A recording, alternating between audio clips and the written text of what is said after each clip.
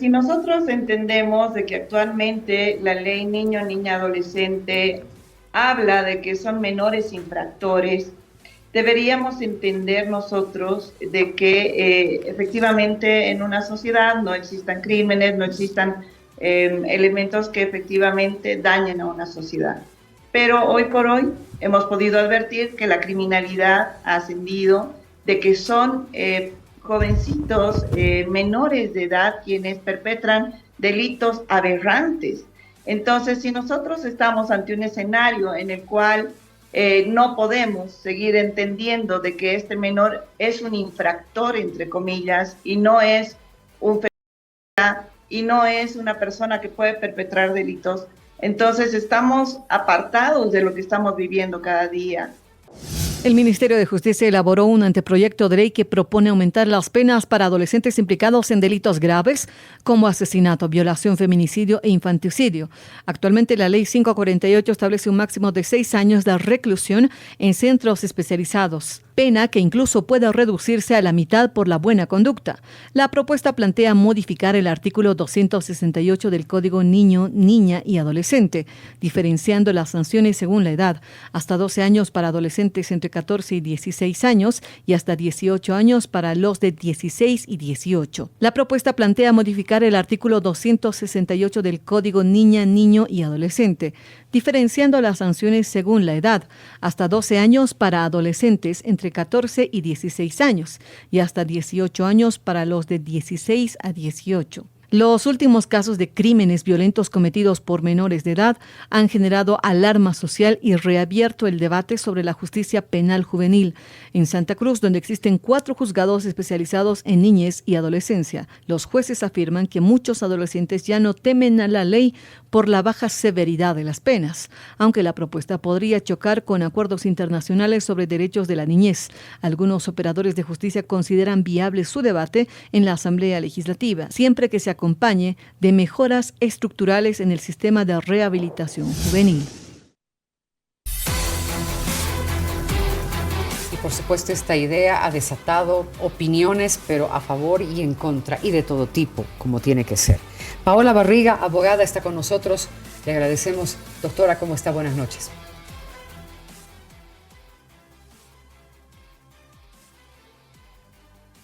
¿Está apagado el micrófono, doctora, por favor?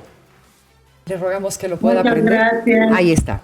Muchas gracias. Muy buenas noches. Gracias por estar con ustedes en este momento tan importante y además histórico de pretender entender esta propuesta. Perfecto, doctora. Y también está Carlos Velázquez, psicólogo forense. Carlos, qué gusto saludarlo. Buenas noches. Buenas noches a ti y a toda tu audiencia.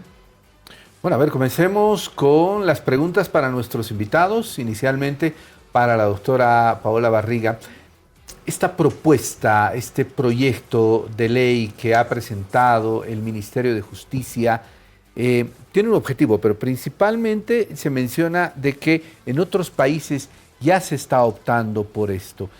Doctora, hace algún tiempo salió también otra normativa que va a permitir, por ejemplo, a los menores de 16 años obtener un permiso de conducción. Pero ahí, por ejemplo, son los padres, como que los apoderados, que se responsabilizan por lo que pueda suceder con sus hijos.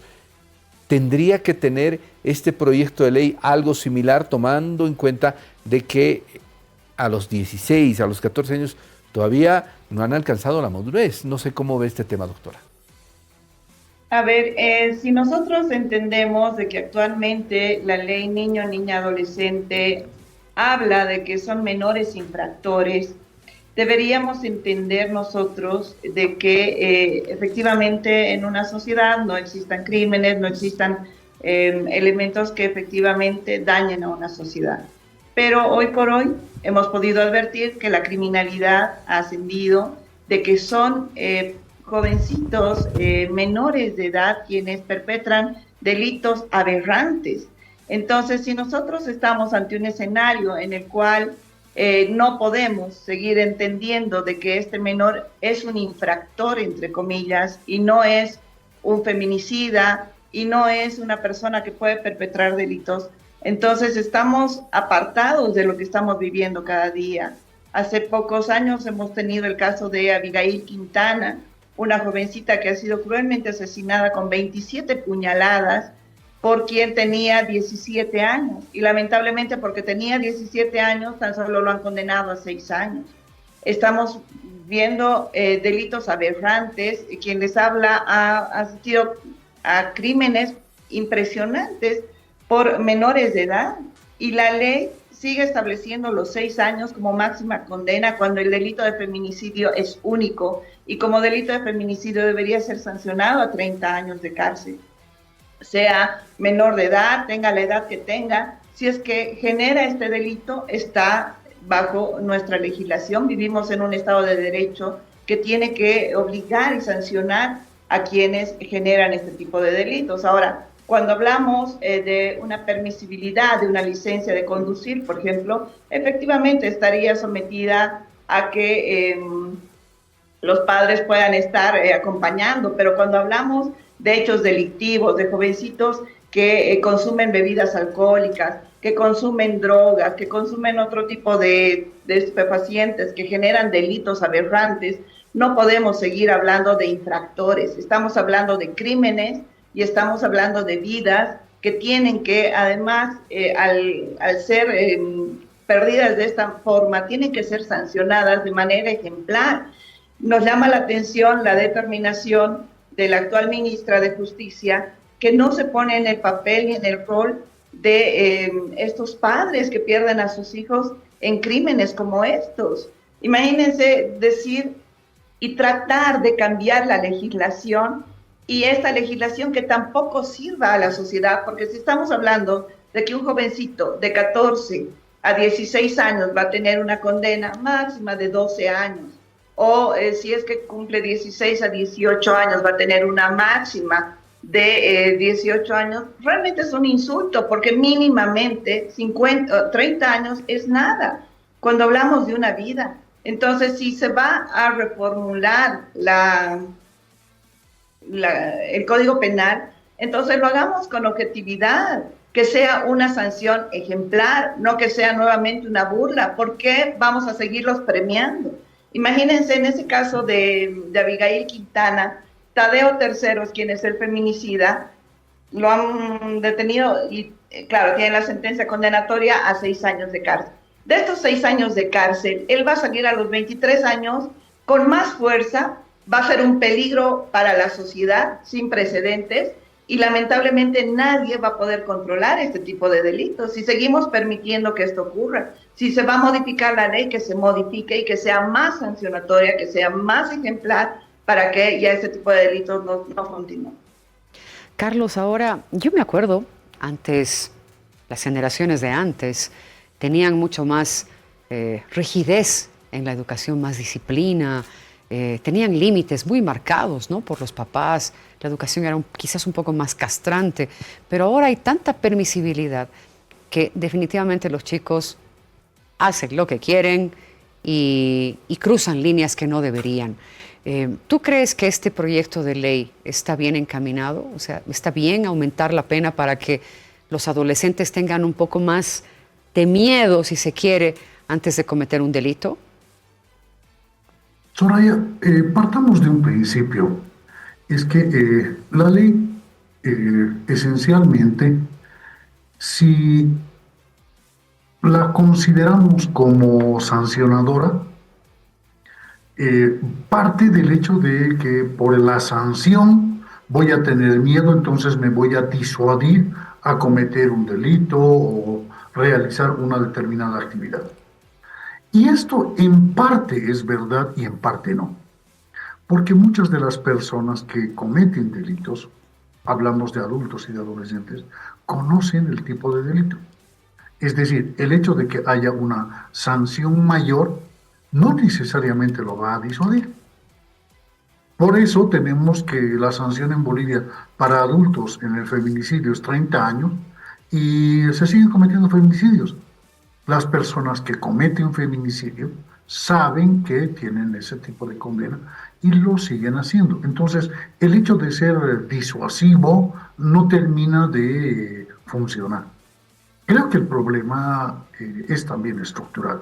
Con esto no quiero decir que el hecho de que se replanteen las leyes no debiera darse, creo que sí debiera darse, pero no debiera darse a partir de ocurrencias o yo creo o me parece, sino creo que debiera estudiarse claramente y darse una respuesta adecuada. Estudiarse en lo que tú decías, qué está pasando con los modelos educativos, cómo se están educando. Se habla de una generación de cristal, se habla de que los papás no ponen límites, entonces hay un problema estructural. Y en este problema estructural también están las normas jurídicas. Entonces, creo que más que generar un debate a nivel de asamblea, ¿por qué no se estudia este tema? El Ministerio de Justicia ha planteado una cantidad de casos, ha hecho estadísticas, pero no tenemos luego la respuesta de qué es lo que está sucediendo. Entonces, creo que ha cambiado la época, han cambiado los adolescentes, han cambiado los límites, han cambiado los riesgos y lo complejo es que las leyes no han acompañado estos cambios y tampoco se estudia qué es lo que se podría hacer.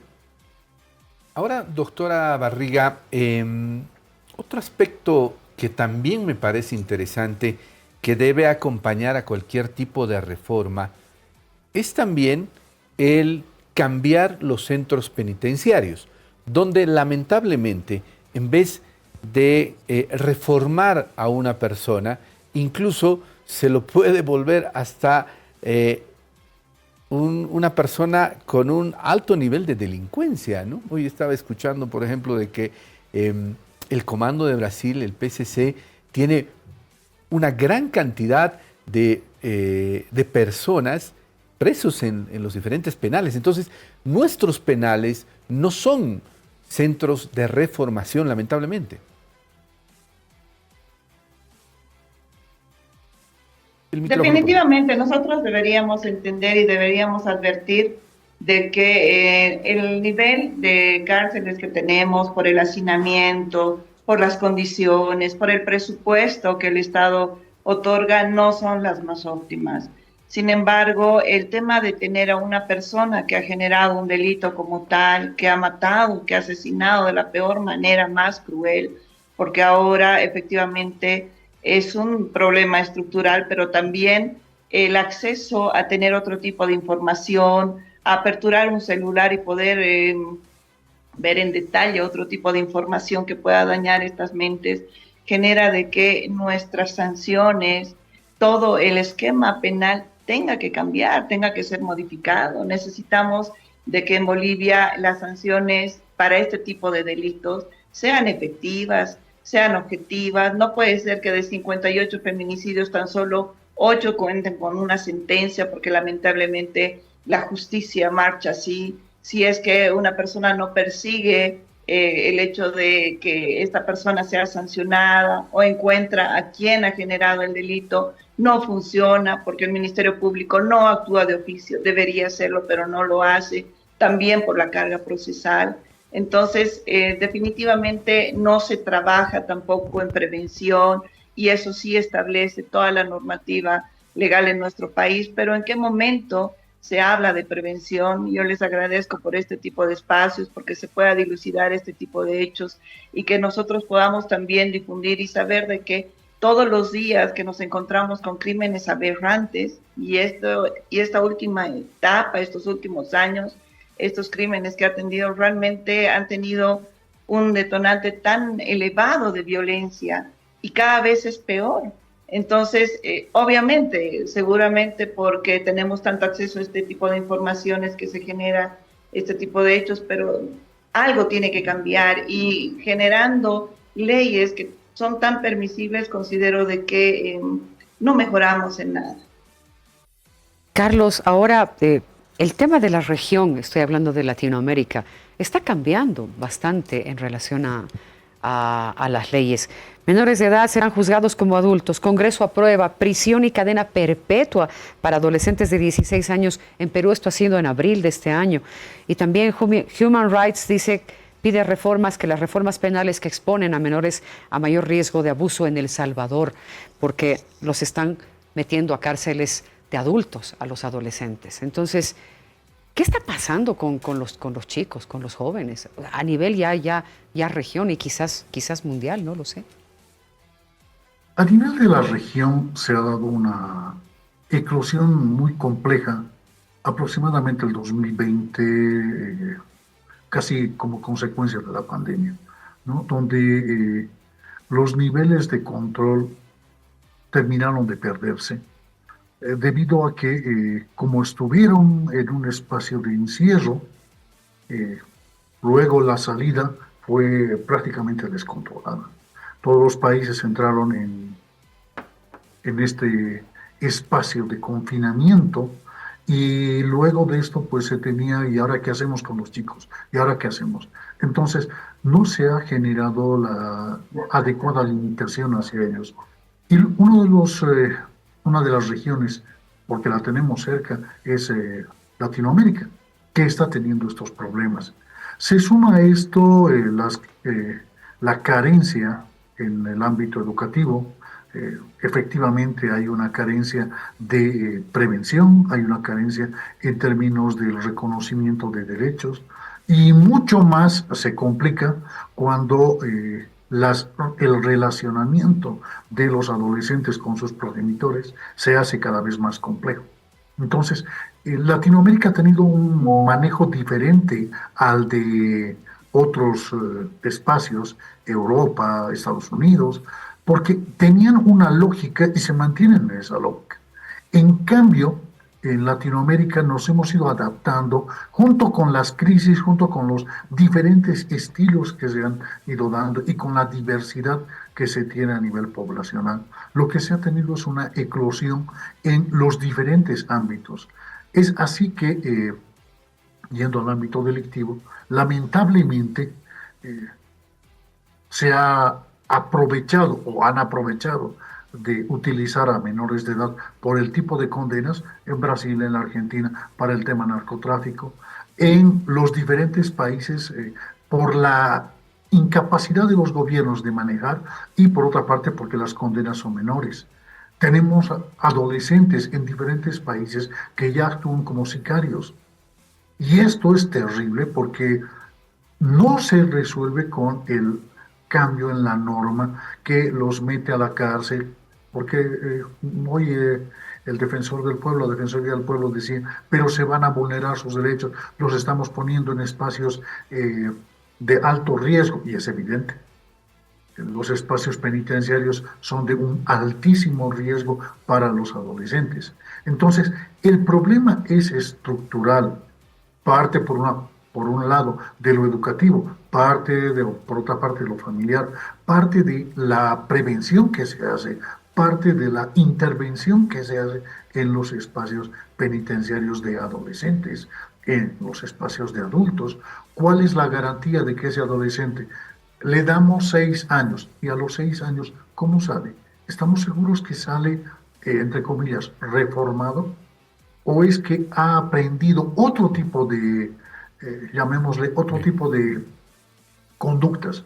Y luego tenemos una persona que va a constituirse en alguien más riesgoso. Entonces, todo Perfecto. esto es lo que se sabe. Muy bien, Carlos, muchísimas gracias. Paola, doctora, le agradecemos por a ambos haber estado con nosotros en Fuego Cruzado. Muchísimas gracias.